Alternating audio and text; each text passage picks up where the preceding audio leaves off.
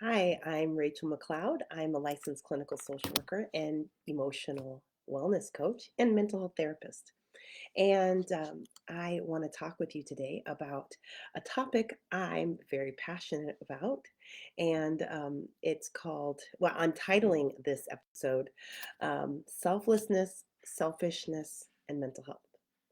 Um, and this is a really big deal. This is a really big deal. My intention for this video is really to free you from some hangups and some misunderstandings about these two things. Um, so let's dive in. Okay, let's define some things here. So, mental health. We're going to define that. The brain creates mental health by integrating the positive and negative and neutral aspects of all the things. This is not a place where we're just all positive and fancy. This is also where our brain processes what hurts, what doesn't work, what we don't like, what all these things. It brings all this stuff together, and from that mixture, it starts creating mental health. Right? If we have a difficult time bringing those two things together, we're not going to get mental health. We're actually going to get cognitive distortions. We're going to get misunderstandings. We're going to get lots of things. Okay. I'm going to refer back to that later because it's kind of the boring topic here. And let's go to selfishness. We're going to go here. Um, I cannot tell you the importance of and the power and the health of selfishness. This is a topic that we are conditioned against. It's like, don't be selfish, don't be selfish. There's so many adult children of parents that are stuck in um, approval seeking from parents. And if the parent says something like, don't be selfish, it's immediately like, I'm not, I would never do that. I would never be selfish. And that is not how we were created. That's not how we were designed. So I'm going to show you a couple of little things here. Um, we are designed to be very selfish. Um, we actually need to have very high level of selfish skills. Okay, stay with me here. This is going to make sense, especially if I'm bending your mind here. Stay with me. Hear me out. You will see this. We when we are born, all we know is self. We are very connected to ourself. We know what we want. We know when we're hot, when we're cold, when we're hungry, when we need to go to the bathroom, when we want to be close to mom, when we want. We know it because we are very connected to self. And really, we want that developed at a very high level. There is not a point in this life journey that you will never be a self and that we don't want you connected to self or where we want you to disconnect from self. And so not only do we want you to stay connected to yourself, we want you to have high skills at being yourself. We want you to have high skills of being connected to yourself, knowing what yourself needs, what yourself wants. This needs to be developed at a very high level if you want to have the opportunity to create um, mental health, healthy relationships, healthy everything healthy. As a matter of fact, this is how your brain customizes your life to you. If you don't have this self, your life is actually being customized to someone else.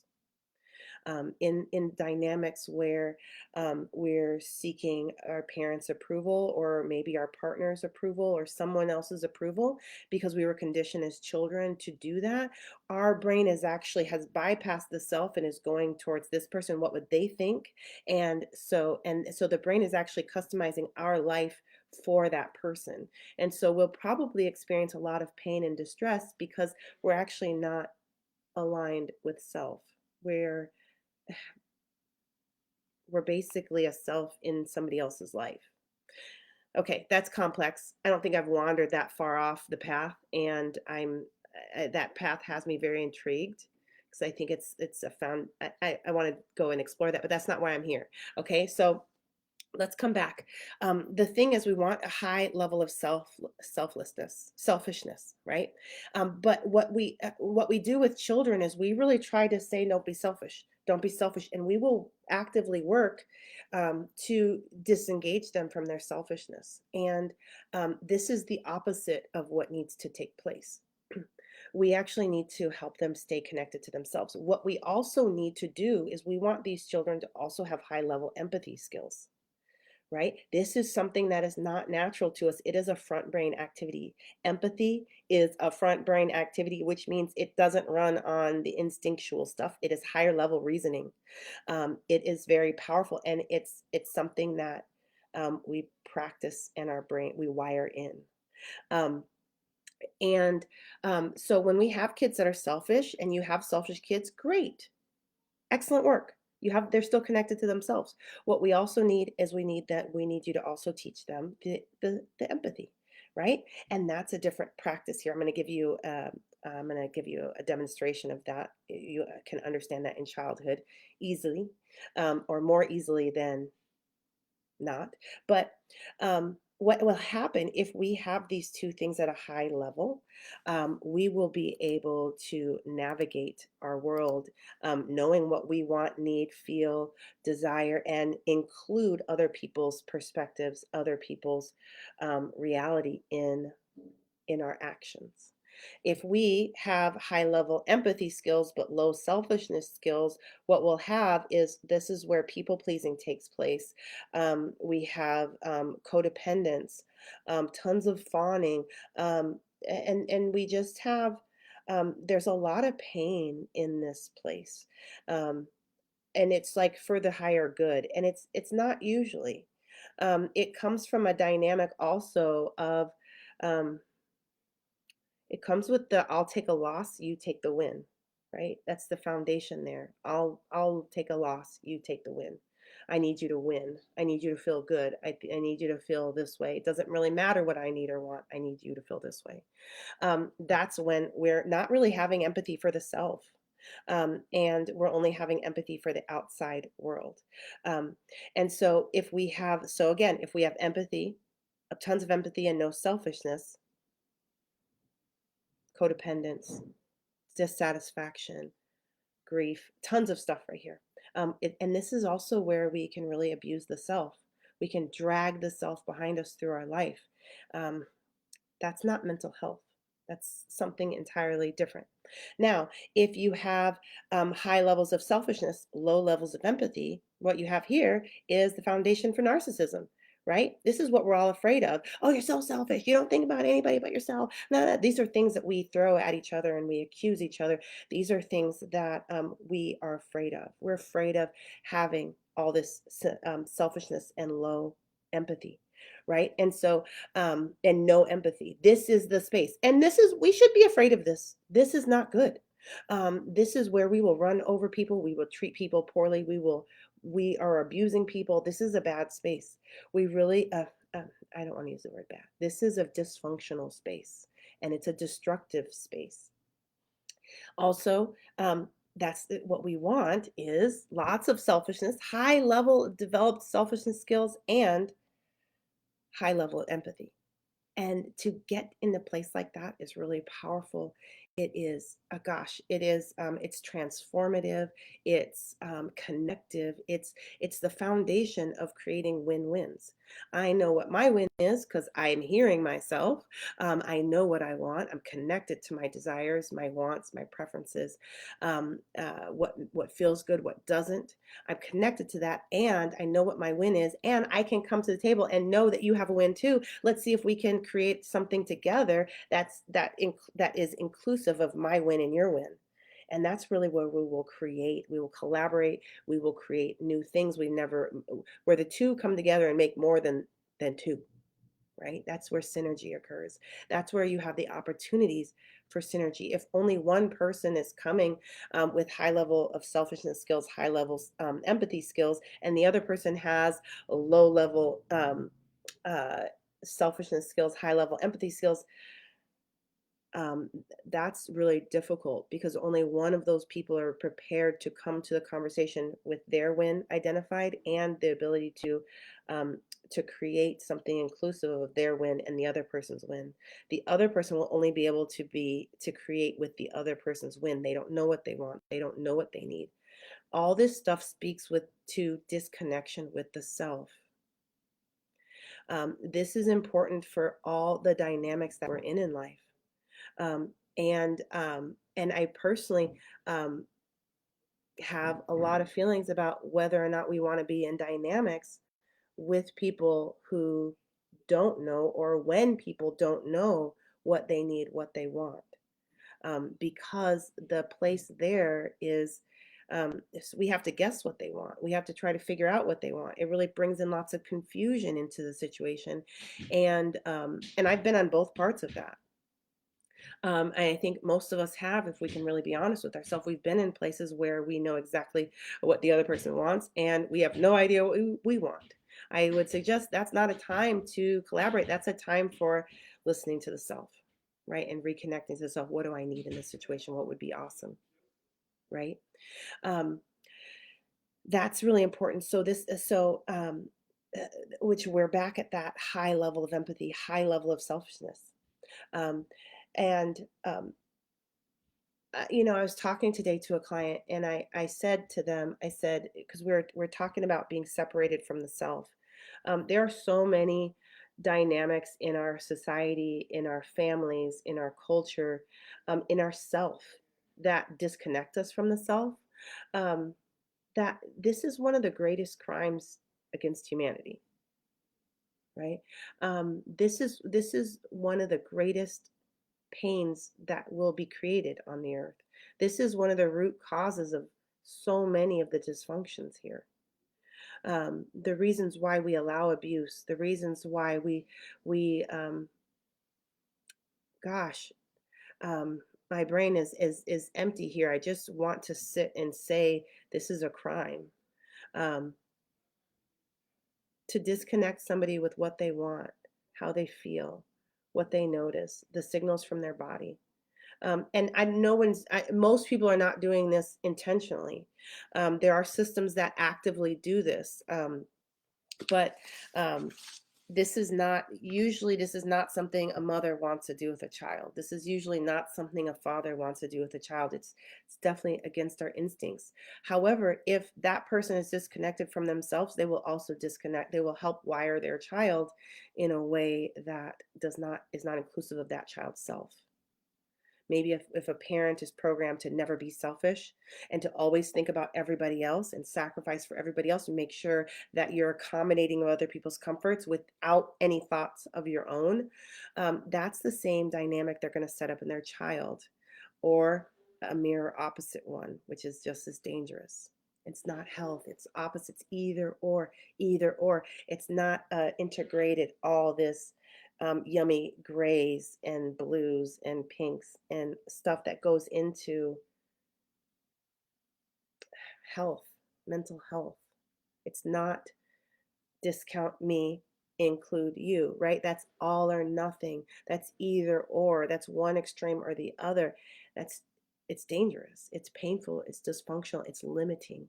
We Each one of those things is probably appropriate at some time, right? But more than those extremes will be all the middle pieces, you know. Um,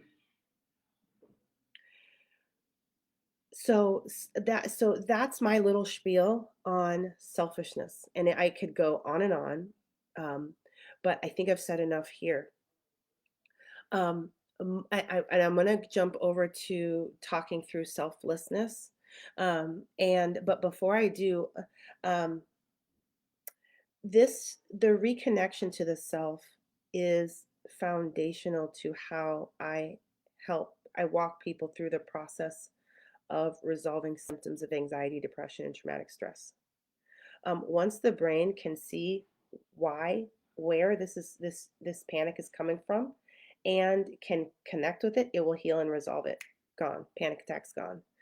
That seems really simple. There's strategies to this, but it is that simple, and that it is that quick that we can really resolve symptom after symptom so quickly in minutes. Sometimes it takes a little longer. Sometimes it can take up to a week.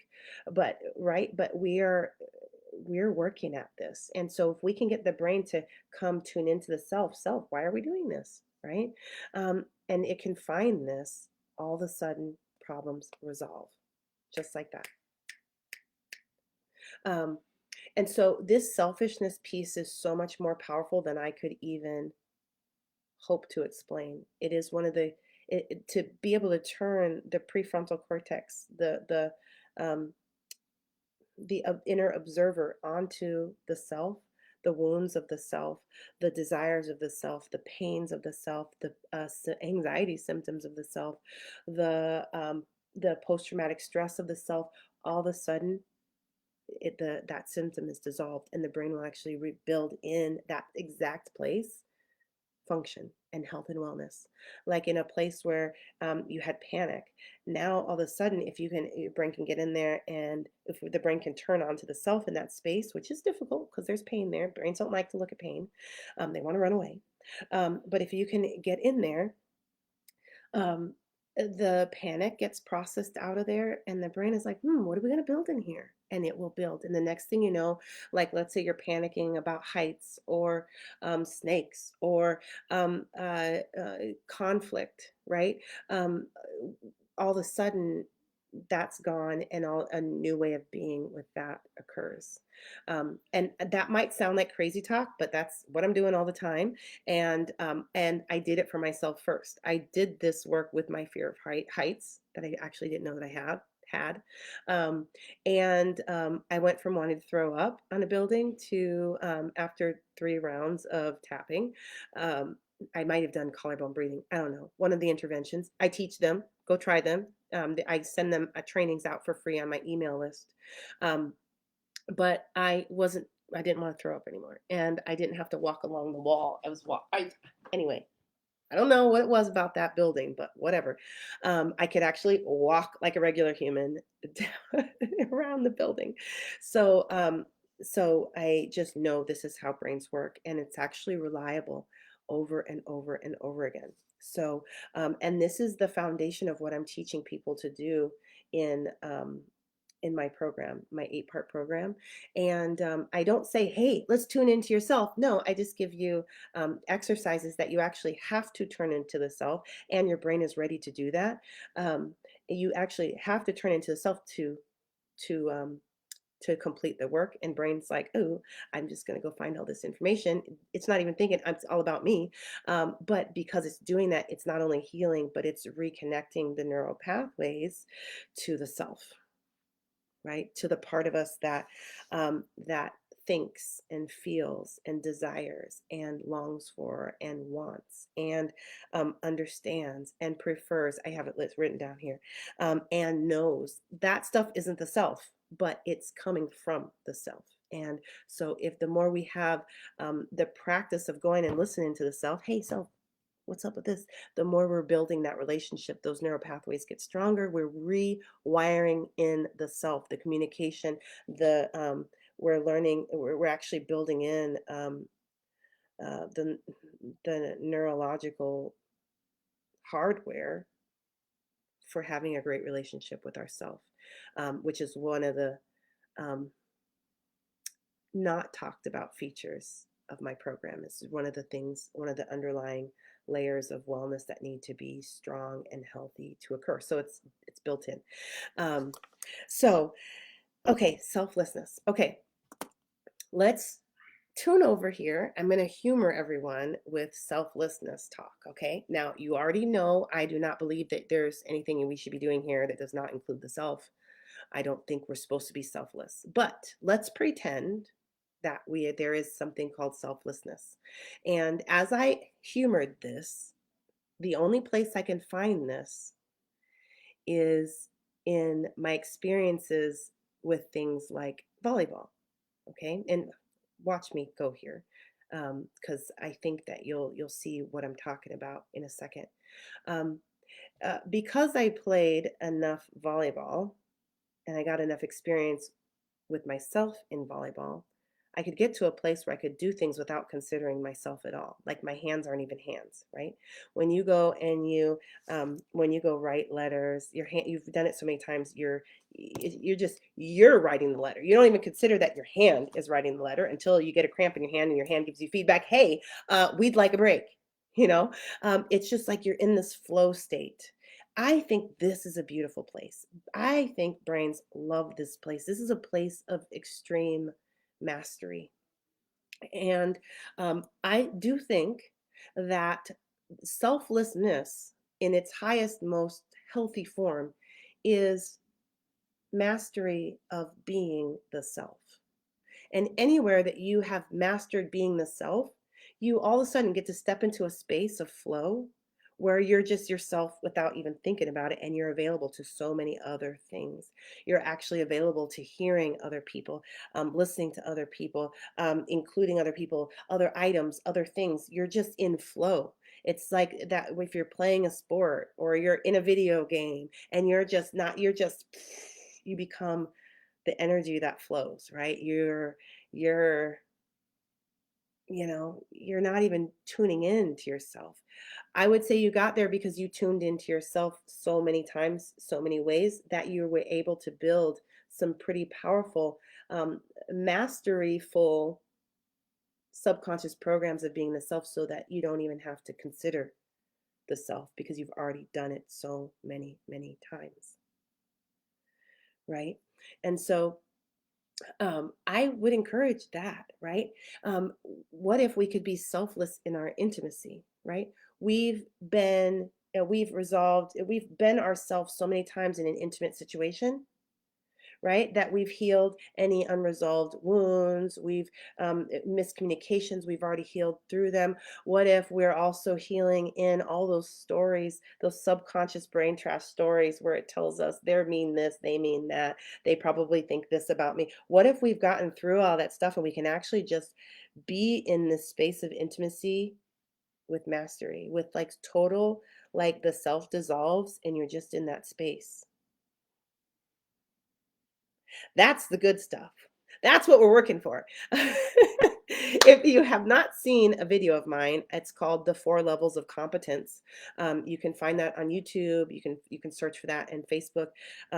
I talk about these things. The first level of this is the first level of competence is unconscious incompetence, where you don't know that you are incompetent. Then you've got conscious incompetence. That's a big spot where you watch yourself be incompetent. And this is a great check for mental health. You'll see how mentally healthy you are in this spot. You can assess for mental health here, and I think, lots of we are unconsciously assessing health here. Anyway, I go off on this video. You can watch it. Then you've got conscious competence. If you can do this phase well enough, you'll move over to conscious competence, and um, and that's when you're doing. If you're paying attention, you're conscious. You can do the right thing. You can do it well. And then once you've done that enough times, you move into unconscious competence, where you're so competent you don't even think about it anymore. It's how we're really enjoying riding a bike, right? I've already talked about that, but I'm more examples. um, so um, we love that unconscious competence. That is where mastery lives. That's natural to brain function. If we are not getting mastery in something in an area of our life, it is a brain function issue. We can assist that process. I talk a lot about that in that video, so I'm going to leave that here. Um, and so I'm going to leave. I'll leave you to go do that. But um, can you imagine being yourself so well for such a long time that you can just become selfless in the best, highest way? And I would say if you haven't had the time, this is a time developmentally, the time to be completely selfless is in early childhood. If that was not a safe place for you to do that, you have not had the practice, you did not move through that developmental process. You will need to return to that stage and do that developmental process at an inappropriate time. And that's mental, that's it's an honor. That's really powerful. And even though it's embarrassing to have to do that, you can get through that so fast and get so much practice being yourself in a healthy way that pretty soon you can get to that mastery where you're yourself naturally, where you can be more of yourself, so much of yourself that you feel selfless. Okay, so um, I think that's the only selflessness that I can endorse at this point, mastery of the self, into a place where you can unconsciously be yourself so your brain doesn't even need to think about it anymore. And I invite you to that. I invite you to do that. I invite you to do that in your conversations with your children, in your conversations with your spouse, in your inner world, in your as you're playing your sport. If you're at a place where you're like, oh man, I need to fix my, I don't know what happens when you're playing tennis, but let's say you got to fix your swing. You got to really be conscious of your swing again. You're going to pay attention, and you're going to practice. You're going to wire in a new swing, a new arm swing until you've got it, and then you can trust that you've got it. You're consciously competent. Next thing you know, you can do the right thing without even paying attention to it, and you don't have to think about it again. That's how we can help ourselves make adjustments to how we respond to things, right? Can we open that up, take out the panic, and then let your brain run with it and build something better? And then we can check with it. Do we like this something better, right? As it's coming out, oh no, let's pull it back out and make some more tweaks. Okay, we can really get the self wired in. And I think yourself is the best gift you can give to anyone, right? This is it's so valuable. It's what you're giving to your children. If you're modeling selflessness, you're teaching your children to be selfless, and probably not in the best way, right? Not in the way of mastery of the self, but actually in denial and like atrophying and suppressing the self, which is what all sorts of challenging behaviors in the future are made up of. So, if you're open and you're wanting this, you're like, oh my gosh, I need to connect to myself. I need to figure out what I want, what I need. This is the foundation of any healthy boundaries. Your ability to hear from yourself and learn what yourself needs to thrive is how your brain builds healthy boundaries for you. If you don't know what boundaries you need, disconnection with the self. So we need to get in there and reconnect some things and get that moving. um, if this is something that you are interested in. So a couple of things, let me tell you, my 8-part program is on my website available. You can jump on, download it right now and get to work. 8 weeks later, or as long as you want to take, you will notice massive transformation. The program is designed to help people overcome anxiety, depression, and traumatic stress, to get rid of symptom after symptom, and to just overcome disorders. Um, but it's really it's deeper than that, and it's really helps people to become who they are meant to be, who they know they are. It's really it walks people through a process of dream life creation, getting the brain to customize life to yourself so that it feels like it's effortless. This is the same process one would go through, or that I guide people through when they want a new job, or they want to make more money, or they want a better relationship, or they want to overcome a challenge. This 8-part process, it's just a way of working with the brain. I teach different strategies, building up in complexity. Anyway, it's in there. By the time people are finished that program, they're better trained than most therapists in this work. So, and I know because I've been to the trainings, and I put this together because there was so many holes, so many great things in the trainings. Gosh, if you've got a therapist that knows any piece of this, you've got a gem. But I really wanted to put something together to be able to systematically take anyone from front to back, and from the beginning to the end of their starting point to the end point that they want, and to get their brain to do the transformational work. So that's what's in there. It's available on my website at rachelmccloud.com. I also have an intensive coaching program where I will personally walk you through this process intensively. And if you're interested in that, I invite you to book a call with me by going to rachelmccloud.com/call, and we'll chat about it. You and I will chat. Um, so that's what I want to say about this. I really hope that you're considering this from a different perspective. Um, I hope that you take the time to wrap your mind around this, and look into it. Okay. I'm going to now answer some questions that are over here on the side and chat some more. If you have questions, go ahead and put them in here. If you're catching this on the replay, go ahead and make comments, ask questions. I'm watching. I will come back and answer questions. Okay. So Alex says, can we avoid the foundation of narcissism without disconnection with our authentic self by building empathy skills? And is this the general Is this the focus of your work generally? Okay. Boy, you're taking me into the topic I like. Um, okay, let's see. I want to make sure I understand the question. I hear what I want to hear in this. But I want to make sure I'm hearing what is being written. Can we avoid the foundation of narcissism? I don't know what you mean if we can avoid the foundation of narcissism without disconnection. Maybe my mind is not mapping that out enough. Um, Foundation of narcissism.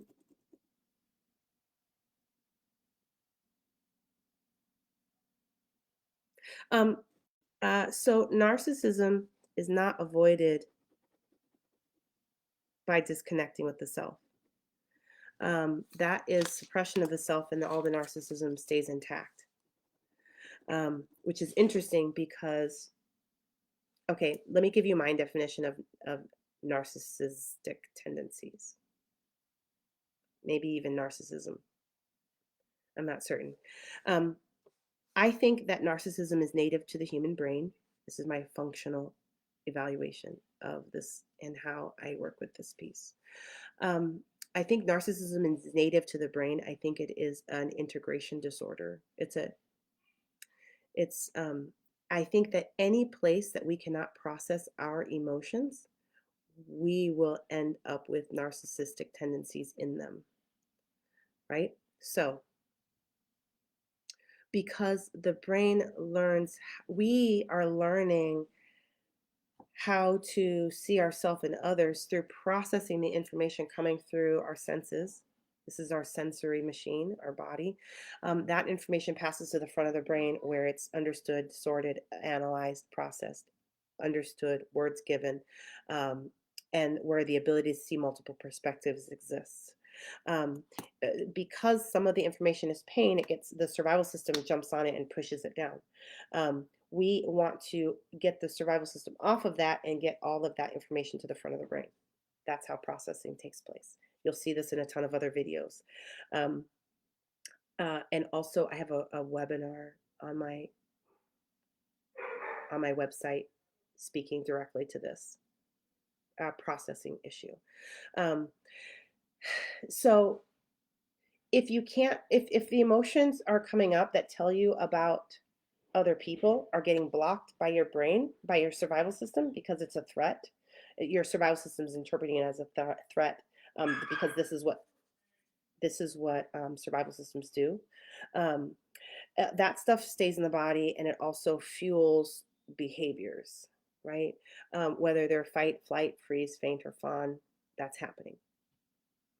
Um, So if we can't process the information, we can't ever get to other perspectives. We can't get that information to analyze it from other perspectives. We can only feel it and understand it from our body's perspective.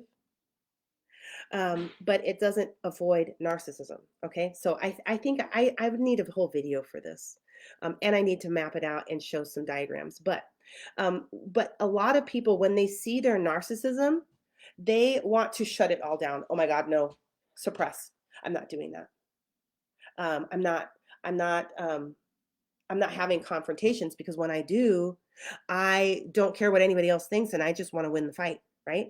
I'm not doing that anymore. I've seen myself do that too many times. I'm traumatized. I'm not doing it. I'm shutting down. So now I'm not doing any confrontations because I will be a narcissist. Right?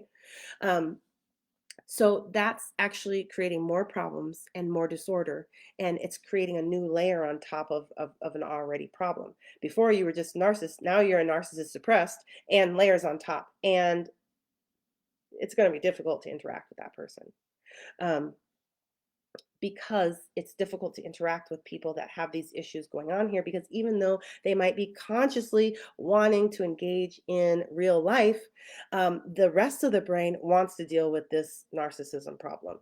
So it's just weird. Okay, having said that, you can't avoid narcissism by disconnecting with the self. So, actually, the solution to narcissism is connecting with the self, is learning what the self wants, what the self needs, processing that, and then also looking out um, at others and following the same process. Um, let me show you. I said I was going to give this example, because I don't. Okay, when you have a child who is selfish, right? Um, if they're out there on the playground and you're attuned to your child, you'll notice when they snatch a toy away from somebody, right? Now, if we're going to disconnect that selfishness, we're going to say things like, Johnny, how could you do that? That was, yeah, this was so selfish. You just did this and that and this and that, right? And Johnny's like, oh, it was selfish for me to want this toy and take it back, right? But really, so if you want to build in empathy, right, or you want to preserve the selfishness, you can say, Johnny, I can see you really wanted that toy and you took it back. Um, and let's go ahead and take a look at Billy's face, right? So we've got Billy over here. We're turning and looking at Billy's face. And does Billy look happy? And Johnny's looking over at Billy and registering facial expressions. And maybe mom says, can you see him frowning? What do you think that means? Right? And now we're frowning, and maybe some wires are firing up in Johnny's head, and Johnny maybe doesn't know what they mean yet. And maybe mom says, mom's starting to, we're labeling for people and we're wiring, we're labeling connections. So we might say, it looks like Billy is sad. And so Johnny's learning that that frown and those facial expressions actually mean sad. And he's learning that that's a thing you can find in the world, right? Ooh, light bulbs are going off. Wiring is occurring in Johnny's mind, right? And so mom says, you wanted your toy back, didn't you? And Johnny's like, yeah, I did. And she said, and taking it back like that made Johnny frown and feel sad. I wonder if there's a way we could get your toy back and not have Johnny frowning and feeling sad. What do you think we could do? Right? Now we've got one perspective, another perspective coming together to create a win-win and a new behavior, right? So now we've got, and this whole empathy piece is climbing. I think I had it switched. Empathy is climbing every time mom is directing Johnny out. And mommy didn't have to, everybody ends with a Y here. Mom didn't have to disconnect the selfishness to turn on the empathy. We could allow them both to be here in the same place. And we could use both information sets to navigate the world well. Maybe at this point, mom and Johnny say, well, what if I would have said, hey, John, hey, Billy, I really would like my toy back. Can I have it back now? And maybe he could have tried that. And so right now we're working through things where we got more functional solutions. So next time, Johnny doesn't have to sit back and say, oh no, I can't be selfish. I can't take my toy back, but I really want my toy back. I really want my toy. I really want my toy. I can't be selfish. And now we've got inner conflict. I want something, but I can't because mom says I'm going to be selfish. Right? We've got frozen. You're going to find glitchiness, and brain's going to go back and forth. What happens here is eventually the brain's going to go with one, right? Or it's going to stay in this, like you're going to turn around and find your kid like doing this, right? But that's not typically how it works. Usually the brain will choose one. It'll either say, well, I don't know, I just want my toy back, snatch, right? No new behaviors were wired in, nothing else was considered, right? Or they say, I can't be selfish, so I'm gonna let him play with my toy even though I don't want him to, and I feel violated, I feel like I'm powerless, and I'm having, right? Well, get used to that feeling. No, right, this is what I'm finding in adults, just no ability to meet their own need because of the mental blocks placed in there during childhood.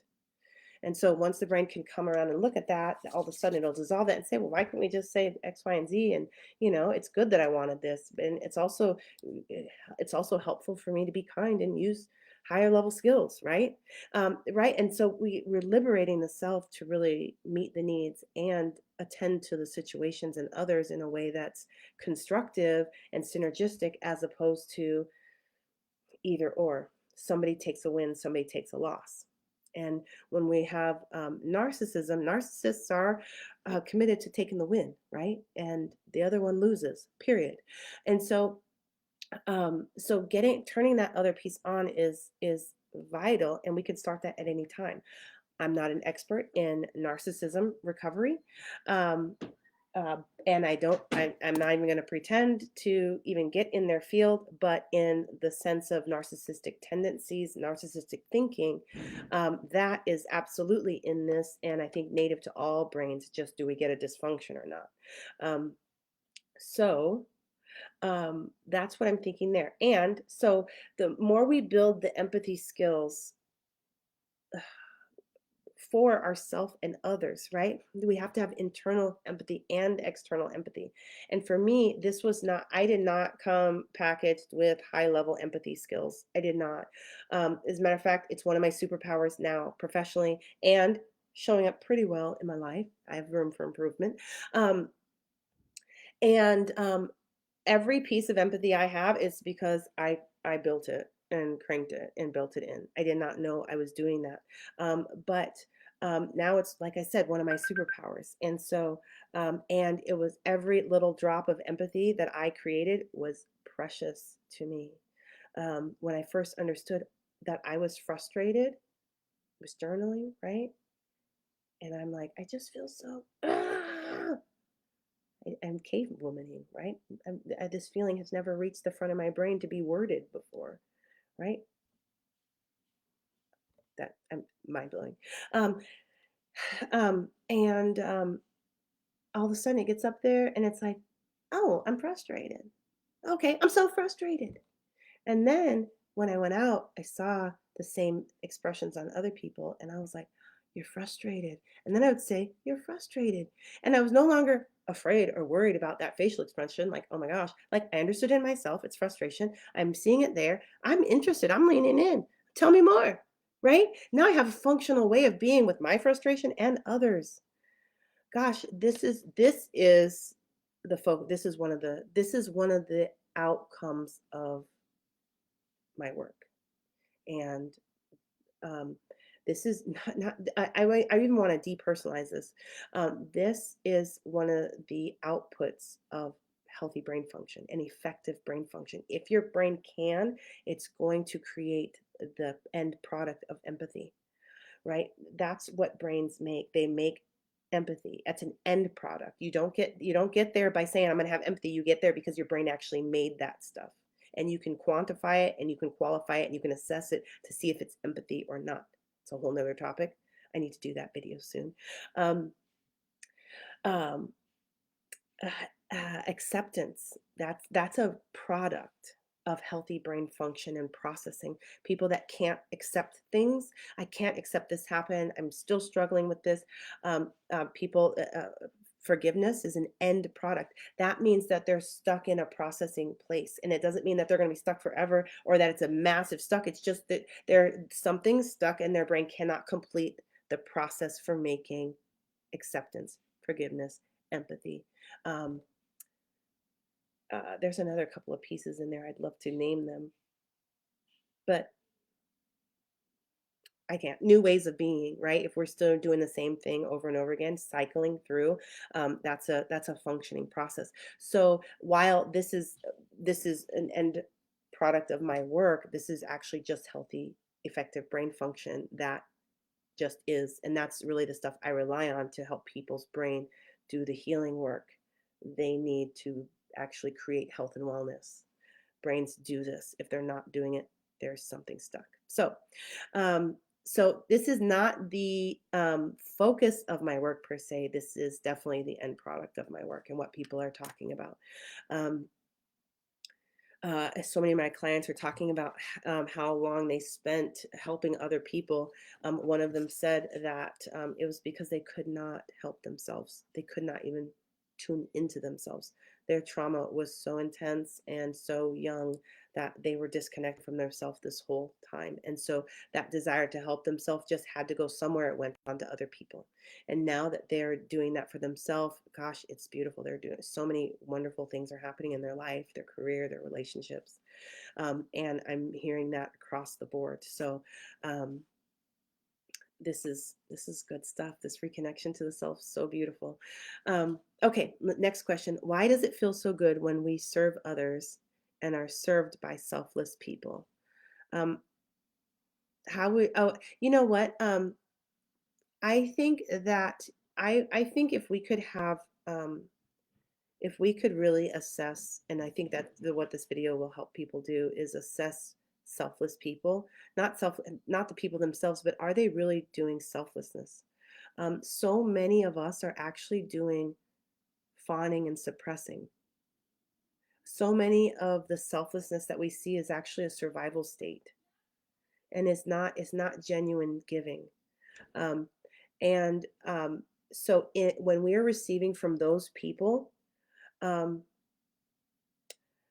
I would say if you are someone disconnected from yourself and others, or you have unmet childhood needs, it's going to feel amazing. If you don't have unmet needs and this same person is serving you, it's probably going to feel uncomfortable and odd and not okay. You're going to feel like you're making an uneven exchange because you're tuned in enough to start picking up some of this survival energy slash um, the selflessness that comes from self mastery. Right, self mastery comes from a regulated nervous system. Is only created in regulated nervous system states. And so someone would need to have spent enough time in a regulated nervous system state in order to create that kind of mastery. So, and in that state, that's beautiful. I think that is beautiful. I think that's the stuff that we're really hungry for ourselves to connect with ourselves like that. But I think when we connect with other people, like in that state, I think that's otherworldly. And maybe I'm using a big world word, but I think that's the magical synergistic stuff that transcendental, right? I don't know. Let's pull in some big words like that. Put your own words in here. Let me know. Um, but that's really, really powerful. And I think that we're right now learning the difference between enthusiastic consent versus coercion results. We're starting to understand the impact of survival states, that they don't always look the same for everyone. And they're sometimes very difficult to detect because people can look happy and fabulous and be in a total survival state and in full depression and in active PTSD and all these things. And that is survival energy. That is not that place of self mastery. And that doesn't mean that we can't be giving or that we can't be serving. I don't know that we're doing it from a selfless place. And that doesn't give it any less value or honor or whatever contribution. Um, it's just let's look under the hood there a little bit and not be afraid of what we find. So, or be afraid of what we find and acknowledge the fact that we're afraid or offended or threatened by what we find. Whatever. Like, let's process all of that. Um, so, um, how would you suggest doing similar services and appreciate similar services without disconnection with our authentic selves or enabling others with the air of selflessness? Okay, this is high level stuff right here. And I think this is the stuff of meditation. This is the stuff I would not want to, I would not want to.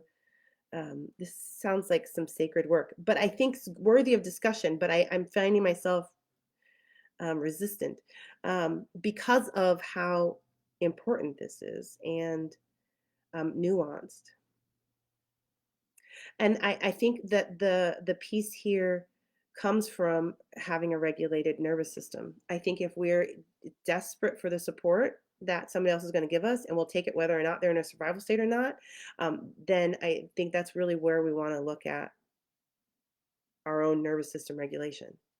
Like, we're needy right now. Is that accurate need? Is it not? A lot of people are using, myself included, have done this, using the word need for things that are not needs, instead of using words like desire and want.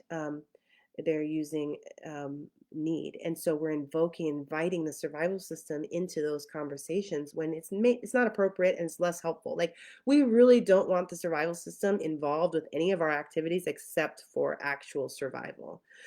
It is not good at anything else. That's all I have to say on that note.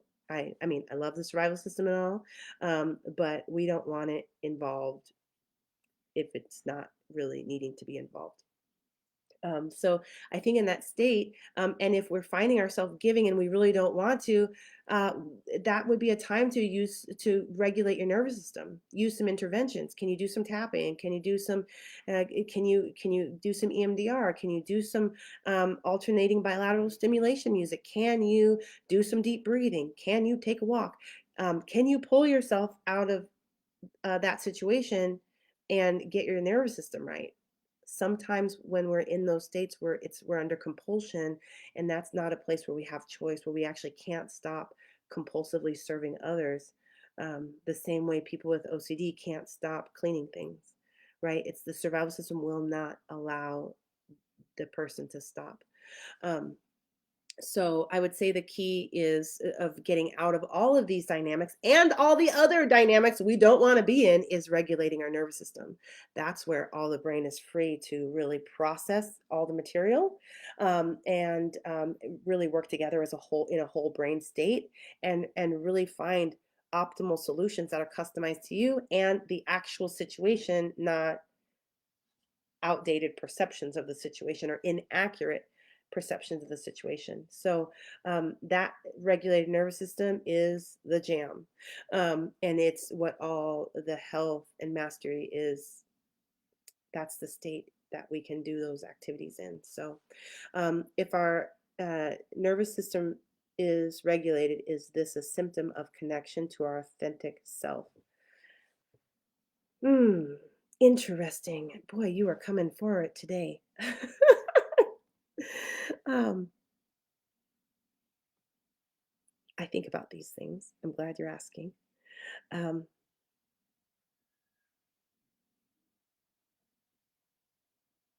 I'm going to answer like this. I think it might be. I also think it might not be.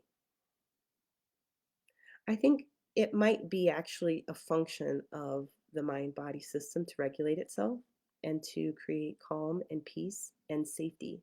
And, brains can make safety in unsafe places. So it's not like if you feel safe, you're actually safe. That's not like a real thing. Um, but the brain's ability to make that safety, to make to regulate the nervous system is very powerful. And I think it just there's so much good research out here on this, and this is what a lot of different fields are peeking into and feeling into. Um, it does so many things with it. It allows you to interpret things so much better. It allows you to be connected with other systems of knowing in your body, like your heart field. Your heart field is precognitive, means it's before thought. It's receiving and gathering information before thought, and it allows us to process and understand that information more clearly. Is that the self? I don't think so. I think that's optimal human function. But does it give us access to the authentic self? The unconditioned, unfiltered self? Probably. That's a great question. I'd love to hear all of your thoughts. I'm happy to kick that around. Um, I'm over here in brain function pretty deeply, but I do peek over into um, other fields. So I could kick this around from multiple different angles. And I think the end answer would have to be I think so and I don't think so. That's all I got. All right. Um, Alex says, thank you so much. I'm in deep thought with this. Yeah, took me there too. Um, all right. Thanks for joining me, and I'll see you at another time. Take care.